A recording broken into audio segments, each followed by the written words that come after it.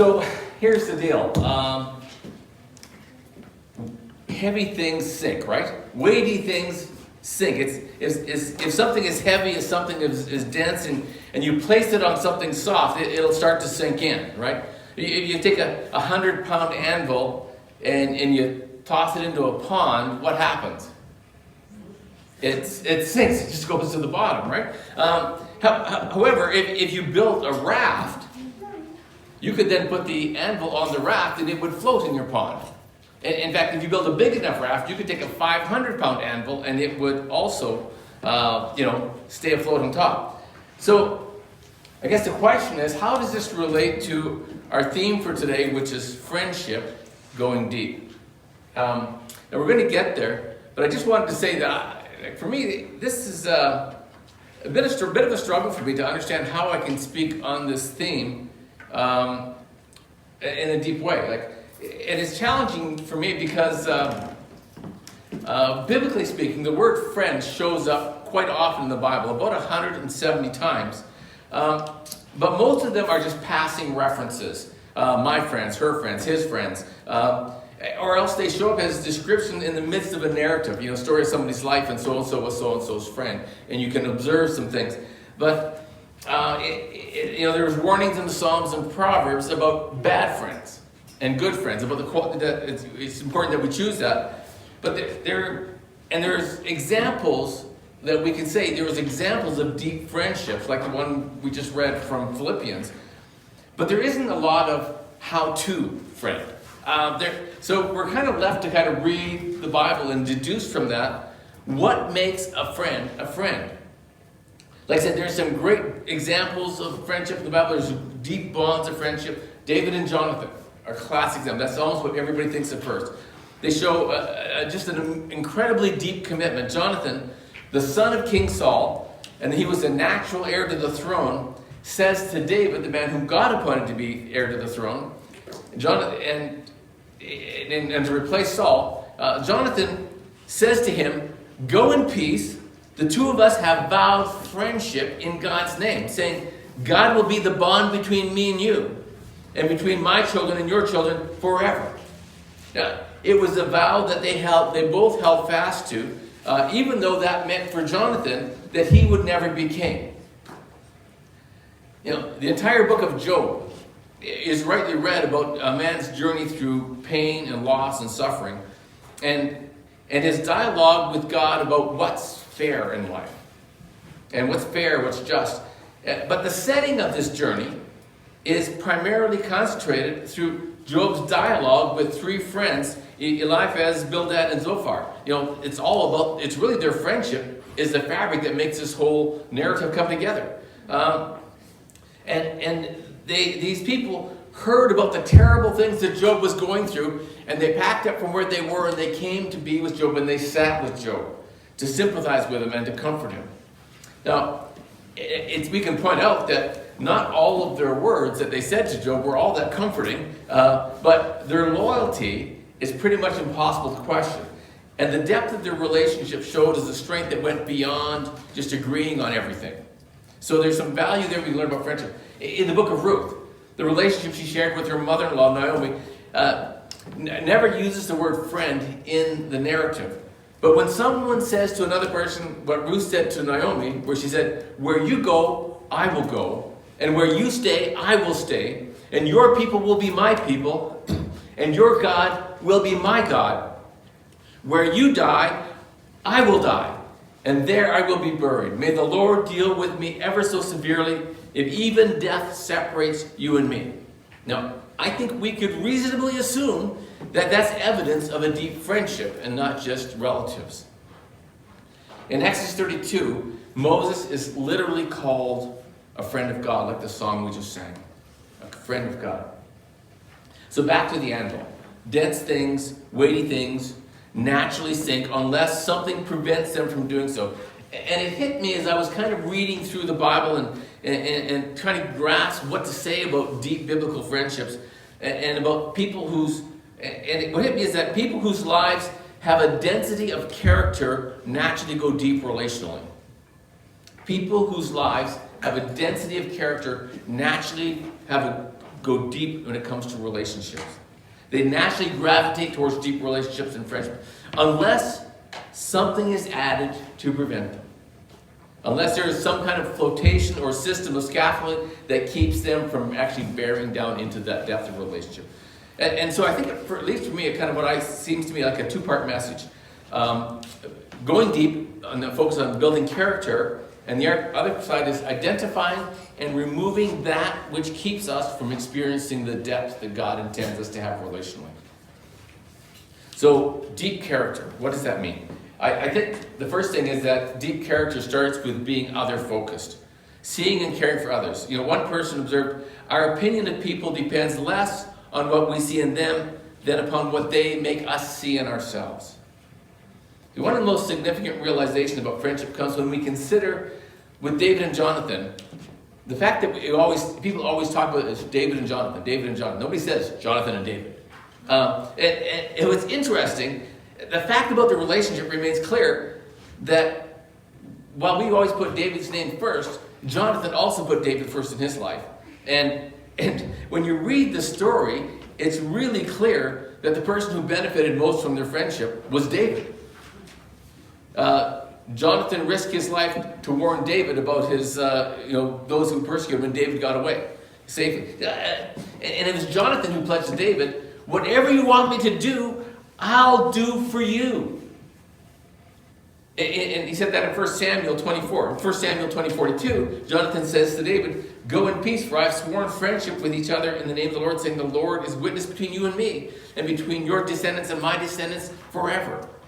This is the way Jonathan lived his life towards David. The character he consistently showed for being interested in the best for David, even though it meant he would never be king. Deep friendship is other-focused. Deep friendship is other-focused. Deep character is also action-focused. One man said to his counselor, my wife no longer loves me. And the counselor said, how do you know that she no longer loves you? And he said, well, she no longer puts toothpaste on my toothbrush. And that seems a little odd. And the counselor was a little concerned. He said, well, that seems like a pretty small thing. He said, you don't understand, the man said. Since the day we got married, whichever one of us went into the bathroom first would put toothpaste on the other one's brush. We've always done that. And then she stopped.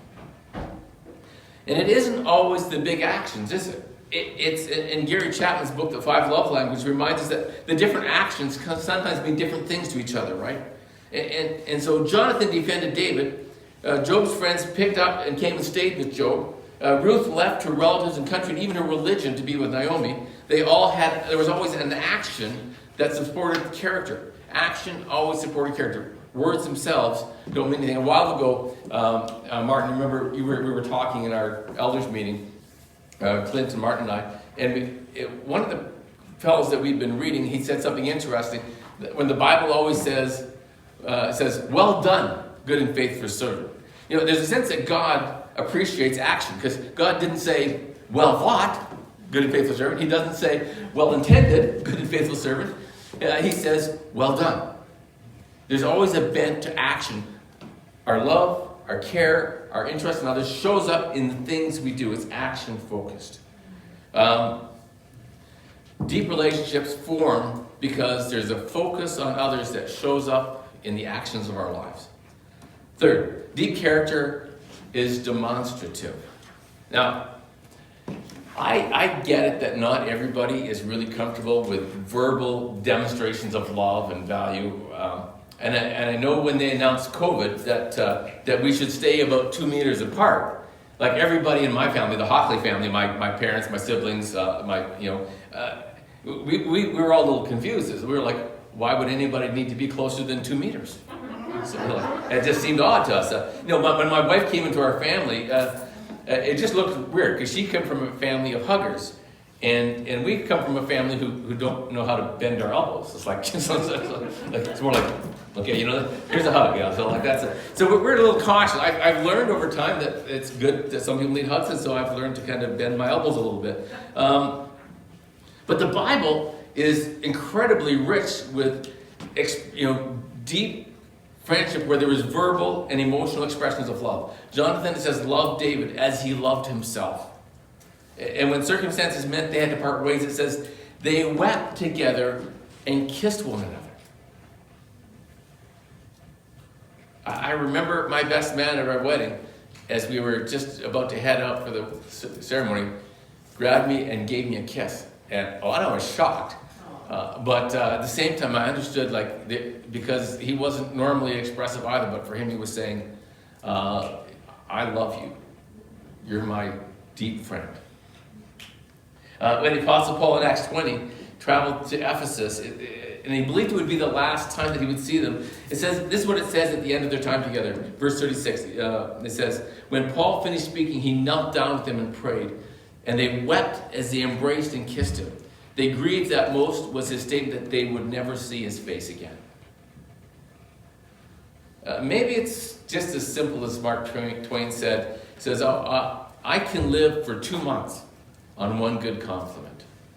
I can live for 2 months on one good compliment. So if a good compliment can carry you for 2 months, how much more a heartfelt expression of endearment? We've all seen the effects of racism, but many of us have little comprehension of how divided and how complicated this was going back just even 50 years ago. In 1967, Gale Sayers and Brian Piccolo were running backs for the Chicago Bears. So, like I say, this is about just a little over 50 years ago. And it was the first time in NFL history that a black man and a white man were roommates together. 2 years later, in 1969, Piccolo found himself battling with cancer. And so Sayers, as often as possible when they were traveling, would try and fly back to be alongside of his friend and colleague and roommate. And at the end of the year, Gale Sayers was chosen for the banquet for professional football writers, the George S. Halla Award for the most courageous player in pro football. And when he received the award, this is what he had to say. He said, "You flatter me by giving me this reward, but I tell you here and now that I accept it for Brian Piccolo. Brian Piccolo is a man of courage who should receive the George S. Halla Award. I love Brian Piccolo, and I'd love for you to love him too. Tonight when you hit your knees, please ask God to love him too." I just find it moving that these kind of words would come from one man to another. How different would it be? How different would our relationships be if we had the courage to speak more words like that? Perhaps we took those risks to let ourselves get close and to be intimate with those around us. At the same time, those expressions can't just be exuberant words of flattery or shallowness, because we all pick up when somebody's just gushing on the moment and it's not something they mean. There always has to be this underlying character to support. There has to be that depth of commitment that shows up on our calendars, that shows up on our wallets. Yeah, and so I asked, and when I'm thinking about Job, I have to ask myself, why would Job put up with friends who in some ways talked so badly to him? When he was there, when he was down, some of the things he said were not helpful. Why would he put up with friends who were just pretty harsh? And it's because, while they may not have known the right words to say, they adjusted the course of their lives to be by his side.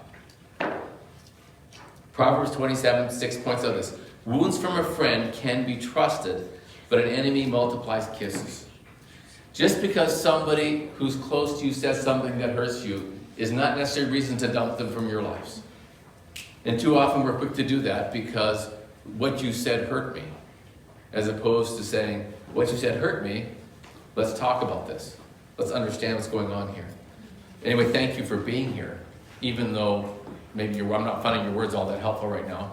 But there's a sense of honesty. See, good friends speak the truth to us, even when we don't want to hear it. But they also focus on truth that builds up. Dale Carnegie wrote a famous book many, many years ago called How to Win Friends and Influence People. And a lot of people took this as kind of a crass manipulation. Like, you win people over so you can manipulate them and get what you want. That's how a lot of people read the title. But the reality is the focus had to do with creating an environment that draws people together and at the same time influences them to be the best version of themselves. And ultimately, when somebody's the best version of themselves that you're in a relationship with, how does that work for you? It makes your life better, right? And as an example of how this worked, I kind of saw this at a leadership prayer breakfast in Calgary when I lived there. When Gord Smith, who was the chaplain at the Calgary airport, he shared a devotion on how to say thank you. And it was something he had learned through an organization called Character Counts, which is a good organization.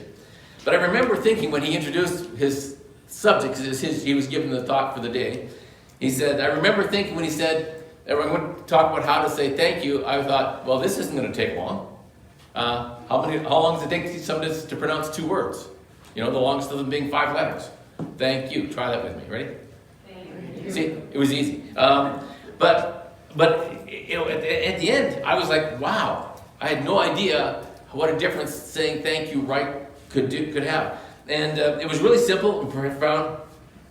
And what it does is when someone does something and another person says thank you, they will likely hear it as common courtesy.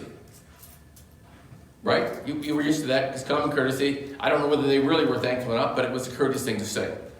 But if you really want to impact somebody's life and move them Godward in their lives, which is something I talked about 2 weeks ago with Friendship, is the goal of moving people Godward. If you really want them to be impacted, then instead of saying thank you for doing X, try this. Try saying thank you for doing X.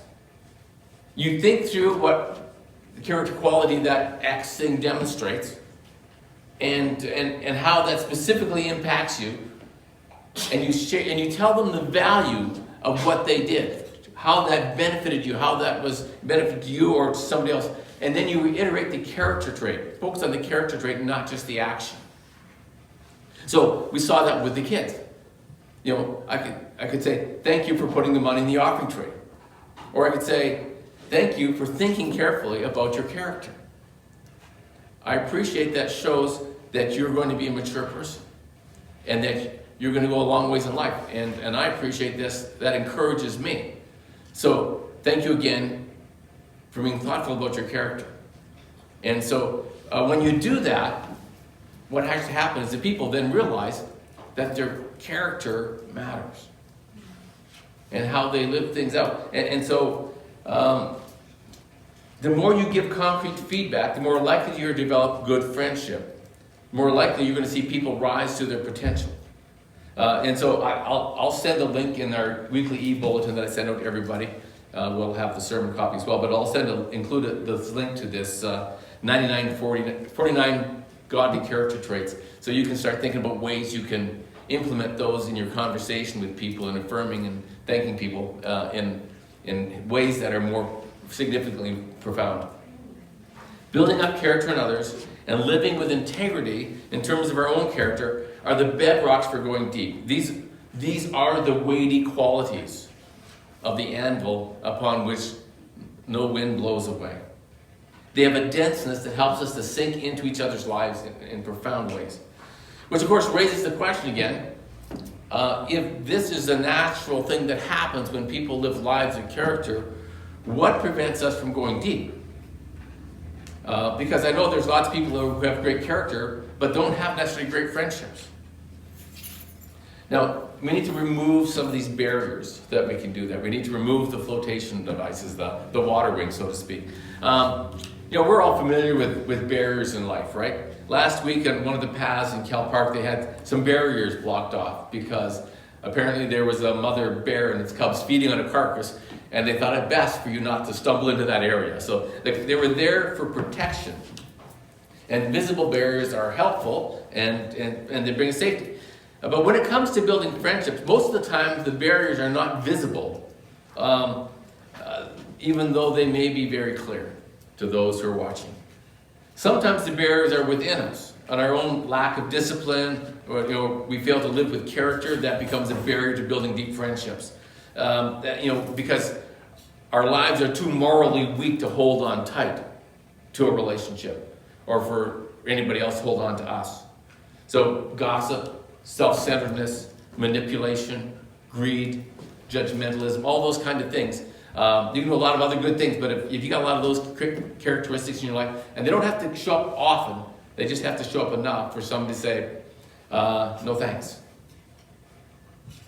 And people will rarely tell you why. And the reason they won't tell you why, because if they don't trust you, they don't trust you even to give how you might react to them telling them why. So they just don't speak to it. Now, related to character along those lines is things that interfere with going deep are the things we value. Like freedom, materialism. You can name any kind of causism. This is not to say we shouldn't have strong values, that we shouldn't take a stand on certain causes. But 2 weeks ago, I read from a quote from Paul Weddell's book, Becoming Friends. I'd like to repeat that because I think it's significant for even as we think about going deeper. It said, most important, friends want what's best for us and help us to achieve it. They see our most promising possibilities, a true image of God in us, and help shape that image to completion. What happens to friendships in a society that teaches us that freedom requires being unobliged and uncommitment, when we know one thing that friends friends do is they oblige and they limit us precisely because friendship is commitment and friendship is availability to another. Indeed, the heart of friendship, an undenying need of every human being, is the need to communicate ourselves, to share our souls and spirits with others in the hope that we might live in communion with them. This reciprocal communication of ourselves is the most humanizing and life-giving activity. It is the lifeblood of friendship, whether it's friendship with God or special friendship of marriage or friendship with others. Materialism and personal freedom are the enemies of going deep in friendship. But the biggest flotation device that keeps us from sinking deep into our relationships is fear.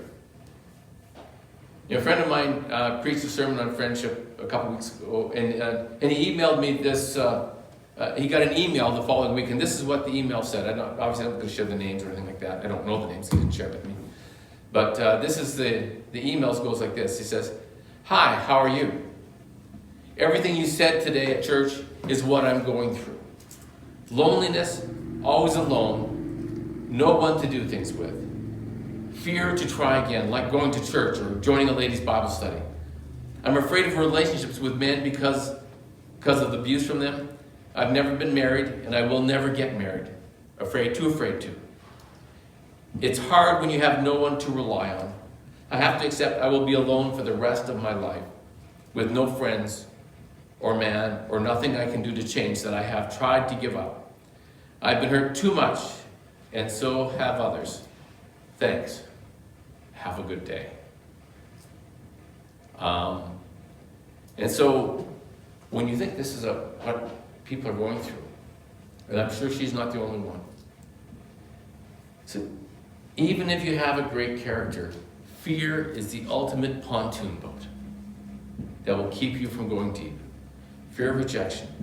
Fear of how people will react if they know the truth about you. Fear of the responsibility that might come from being a friend. Alfred Lord Tennyson wrote, "It's better to have loved and lost than to never have loved at all," right? We've heard that. But truth be told, many people today would say, "I loved, I lost, never again." And with that, they condemn themselves to forever living a life in the miseries of the shallows, when they have been designed to explore the depths.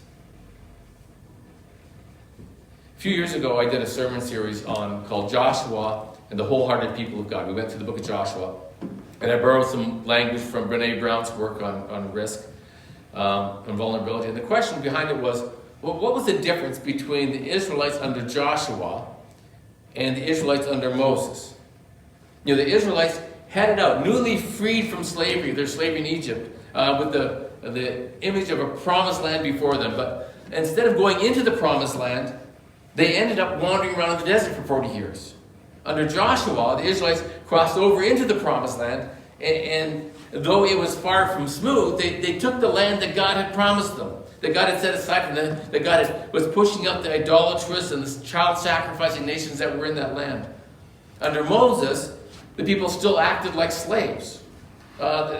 Life was horrible, right? But at least we knew where our food was coming from, and we didn't have to fight for anything because we just had to bear the slavery, and then we got enough to keep us alive, kind of thing.